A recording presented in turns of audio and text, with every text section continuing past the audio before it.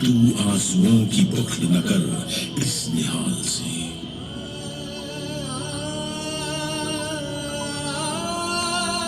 उस बैसाखी के दिन जो लोग इस बाग में शहीद हुए थे, वे न सिख थे, न हिंदू थे, न मुसलमान। उस बैसाखी खून से लथपथ हुआ था पूरा हिंदुस्तान।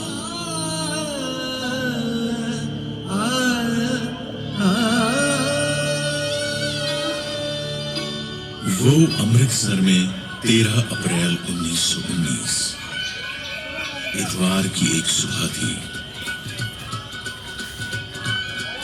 पंजाब की धरती पर आने वाले सबसे खूबसूरत दिन की सुबह, जब सारा पंजाब बैसाखी की खुशियां मना रहा था।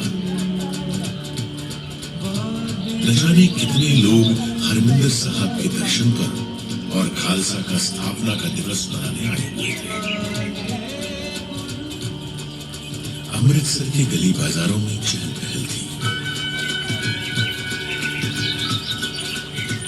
ठीक उसी दिन कांग्रेस के नेताओं ने जलियांवाला बाग में शाम 4:30 बजे एक सभा करने का निर्णय लिया था। उनका इरादा डॉक्टर सत्यपाल और डॉक्टर किचलू की रिहाई और काले कानून की वापसी की मांग करने का था। बैसाखी की खुशियों के बीच जैसे जैसे दिन आगे बढ़ा, एक छोटा सा बच्चा पिन का कनस्तर बजाते हुए शहर के कुछ इलाकों में लोगों को यह संदेश देते हुए निकला।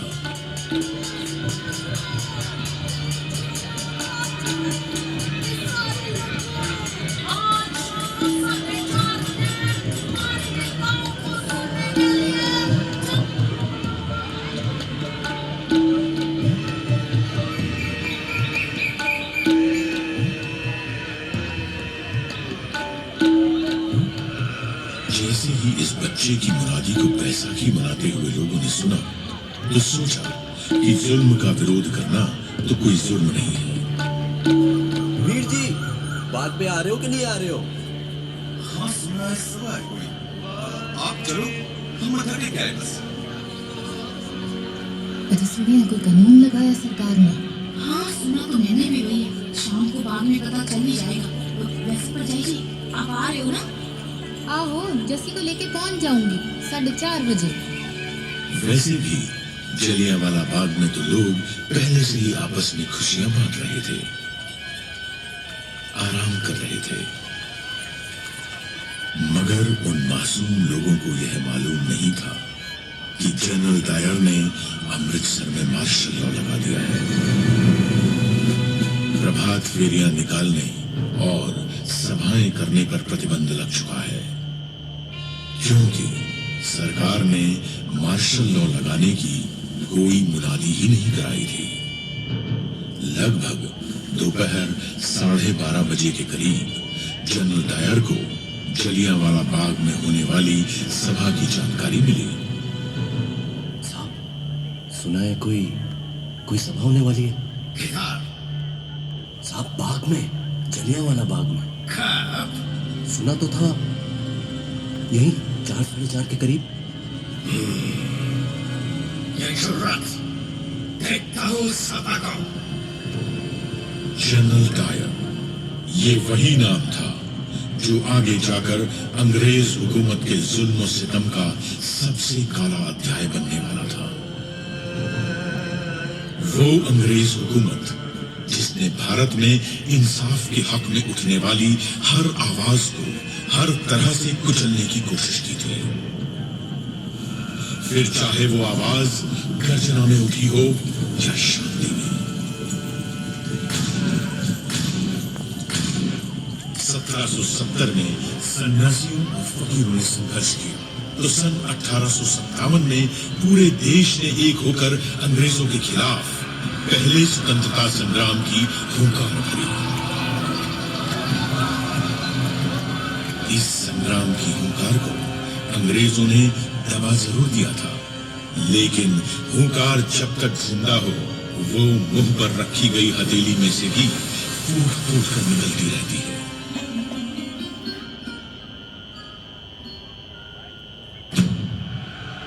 कभी क्रांतिकारियों ने आजादी का बीड़ा उठाया तो कभी कांग्रेस के कर्म दल ने। एक तरफ गदर पार्टी ने विदेशों में आजादी का संग्राम छेड़ दिया था, तो पंजाब में भी वो देश की आजादी के लिए सक्रिय थे। सन 1915 में रास बिहारी बोस ने पंजाब आकर लाहौर, फिरोजपुर, अमृतसर, ननकाना साहिब और तरन तारण में अपने दूतों के जरिए अंग्रेजी सेना में सेवारत भारतीय सैनिकों से सशस्त्र क्रांति के लिए संपर्क किया। मगर किसी तरह यह योजना अंग्रेजों को पता लग गई और कई क्रांतिकारी गिरफ्तार किए गए।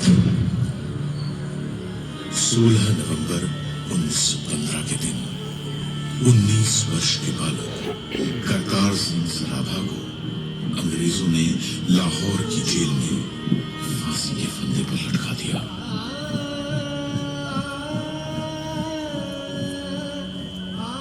सन 1918 में सैन फ्रांसिस्को में गदर दल के सदस्यों पर मुकदमे चलाकर सजाएं दी गईं।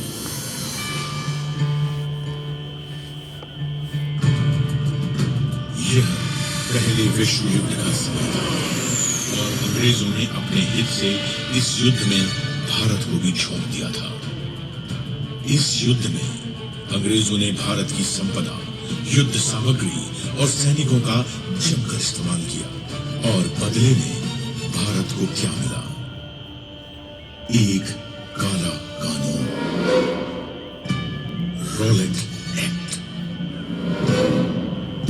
आम हिंदुस्तानी की जबान में इस एक्ट को न वकील, न दलील, न अपील के नाम से जाना जाता था। इस एक्ट के पास होने के बाद पुलिस चाहे जिसकी तलाशी ले सकती थी। बिना कारण किसी को भी 2 साल की सजा दी जा सकती थी। इसके इस्तेमाल से भारतीय अखबारों की कलम तोड़ दी गई। फिर भारत ने इस काले कानून का जवाब दिया सत्याग्रह से। देश भर में इसके विरोध में सभाएं और आंदोलन होने लगे। फिर 30 मार्च 1919 के दिन दिल्ली में 60 निहत्थे लोगों को सरकारी गोलियों से भून दिया गया।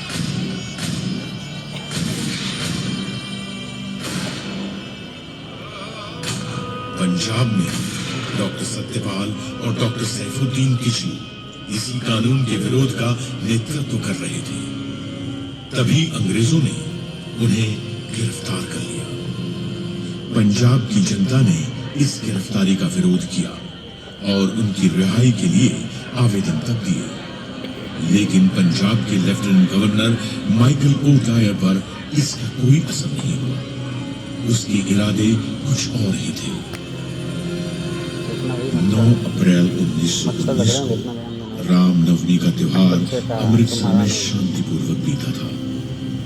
फिर भी अंग्रेजों ने उस दिन महात्मा गांधी के वहां आने पर रोक लगा दी और उन्हें पलवल पर ही गिरफ्तार कर लिया। आप यहाँ से आगे नहीं जा सकते, आपको गिरफ्तार किया जाता है। You are under arrest। इसके विरोध में पंजाब में कई जगहों पर सभाएं हुई, लेकिन लोगों को यह नहीं मालूम था कि उनके इस अहिंसात्मक प्रतिरोध का जवाब अंग्रेज किस बर्बरता से देंगे। माइकल ओ डायर ने जनरल डायर को सेना की टुकड़ियों के साथ जालंधर से बुलवा लिया।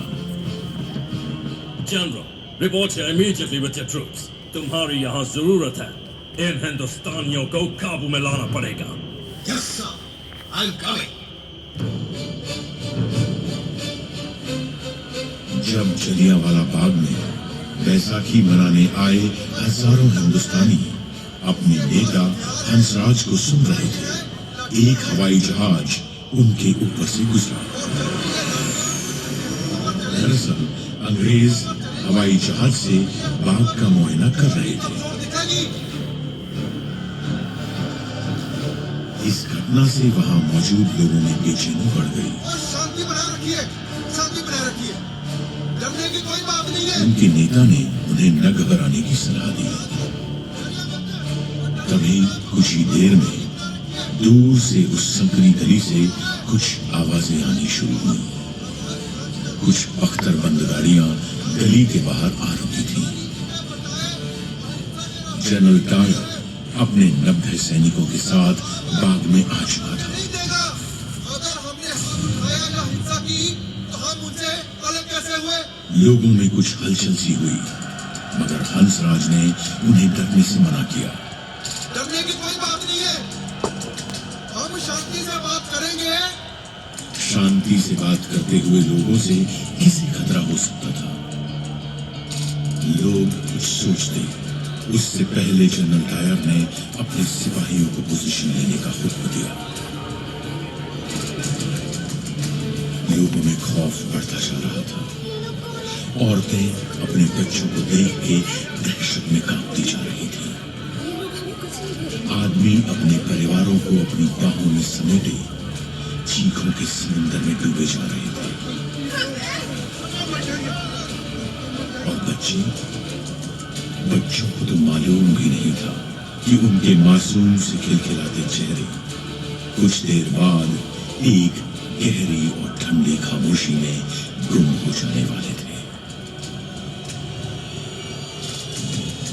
न कोई चेतावनी, न बाग खाली करने की घोषणा, न सभा बंद करने का हुक्म। सीधे एक हुक्म जारी हुआ।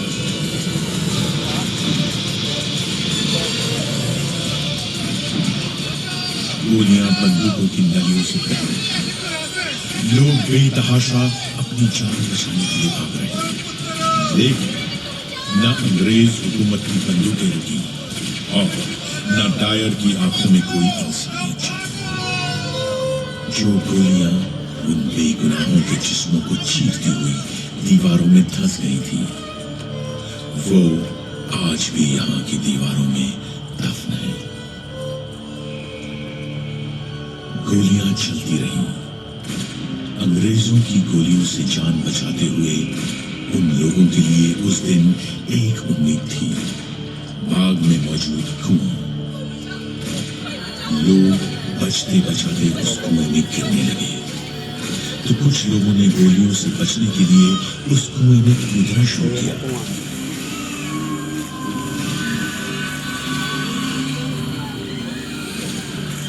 एक के बाद एक लोग उस कुएं में गिरते चले गए। धीरे धीरे करके वो कुआं जिंदा और मुर्दा लोगों से भरता चला गया।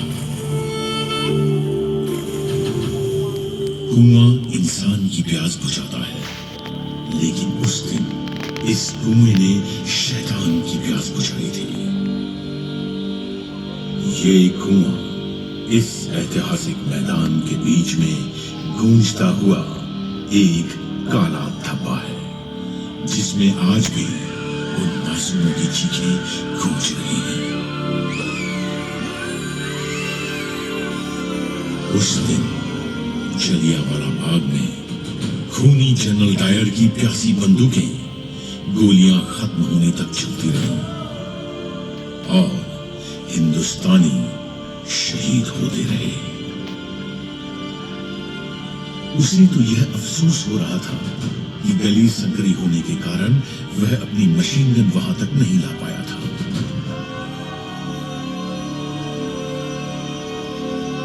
जलियांवाला बाग के इस नरसंहार में उस दिन डायर ने अपने 90 सैनिकों के साथ 10 मिनट में 1650 गोलियां दागी थी, जिससे 1000 से ऊपर भारतीय शहीद हुए और 1500 से अधिक घायल। उन दरिंदों ने बच्चों तक को नहीं छोड़ा। उस दिन 15 बच्चों का गोलियों से कत्ल हुआ था। उन बच्चों में से एक बच्चे की उम्र सिर्फ 6 महीने थी। उस दिन मरने वालों में एक बच्चा ऐसा भी था जिसकी उम्र कोई 10 साल रही होगी। उस मरे हुए बच्चे की लाश की गोद में एक लाश और थी, एक 3 साल के बच्चे की लाश। ऐसे ही न जाने कितने घायल लोग अपनों की लाशों के पास लाशों की तरह बैठे हुए थे। बाग में मौजूद एक लाश के पास एक औरत बैठी थी, जो अपने पति की लाश पर विलाप कर रही थी। उस औरत का नाम था रतन देवी।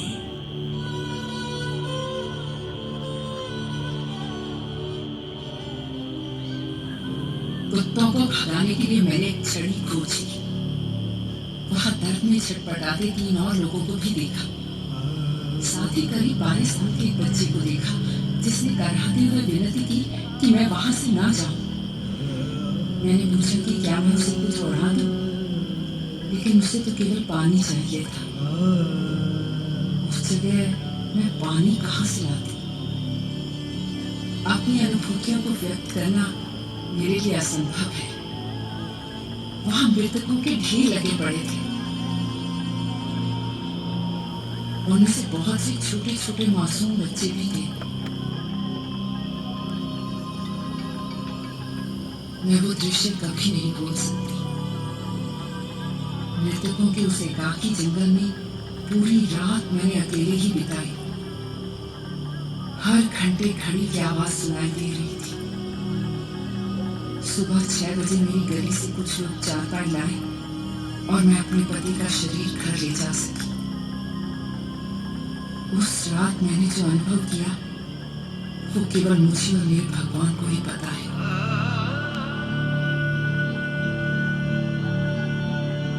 वहां मौजूद मृतक शरीरों की और उन पर विलाप कर रहे उनके प्रियजनों की खबर लेने के लिए वहां कोई नहीं था। घायलों का इलाज करने के लिए कोई नहीं था। उन्हें पानी तक पिलाने के लिए कोई नहीं था। आप सोचिए हर उस दर्दनाक माहौल के बारे में जो अगले 24 घंटे तक ऐसा का ऐसा ही रहा। वो दर्द और वो खामोशी जो उस दिन जलियांवाला बाग में पैदा हुई थी, वो खामोशी हिंदुस्तान के सीने में आज तक गूंज रही है।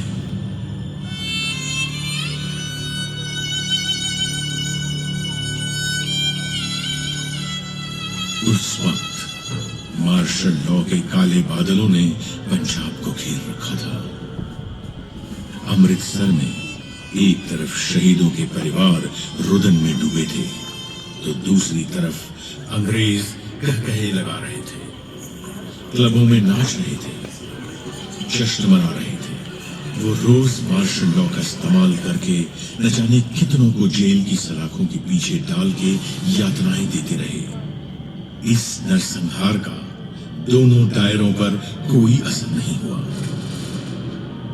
कई दिनों दोनों अमृतसर के लोगों को अपने जुल्म से दबाते रहे।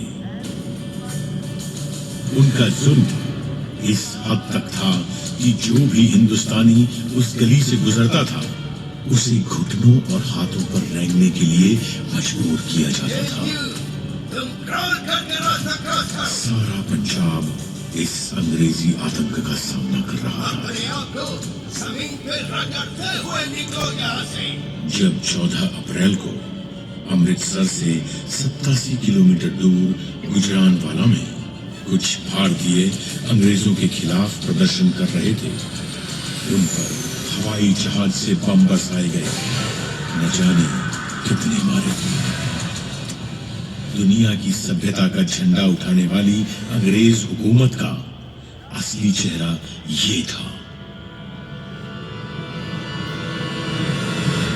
पंजाब से कोई खबर बाहर नहीं जा रही थी, लेकिन हुंकार जब तक जिंदा हो, वो मुंह पर रखी गई हथेली से भी फूट फूट कर निकलती रहती है। धीरे धीरे जब इस नरसंहार की खबरें देश में फैली, तो पूरा हिंदुस्तान विरोध में उठ खड़ा हुआ। रॉलेट एक्ट के खिलाफ देश भर में आंदोलन तेज हो गया। यहाँ देश में प्रदर्शन और धरने हो रहे थे तो उधर अंग्रेज डायर का गुणगान कर रहे थे। उनका ख्याल था कि इन गोलियों की आवाज में भारत का राष्ट्रवाद और स्वतंत्रता का संग्राम दब जाएगा। एक अंग्रेजी कवि रुडयार्ड किपलिंग ने डायर को शाबाशी ही नहीं दी बल्कि उसके लिए एक राहत कोष तक खोल दिया। अंग्रेजी अखबार डायर को साम्राज्य का बहादुर रक्षक बता रहे थे। भारतीयों ने इस बेशर्मी का मुंह तोड़ जवाब दिया। इस नरसंहार के खिलाफ अपनी आवाज बुलंद करते हुए गुरुदेव रविंद्रनाथ टैगोर ने अपनी नाइटहुड की उपाधि वापस कर दी। महात्मा गांधी ने केसरे हिंद का पद वापस कर दिया। बॉम्बे क्रॉनिकल के संपादक बीजी हॉर्निमन ने अपने पद से इस्तीफा दे दिया और देश के कवियों के लिए अपनी कविताओं में अपना विरोध दर्ज किया।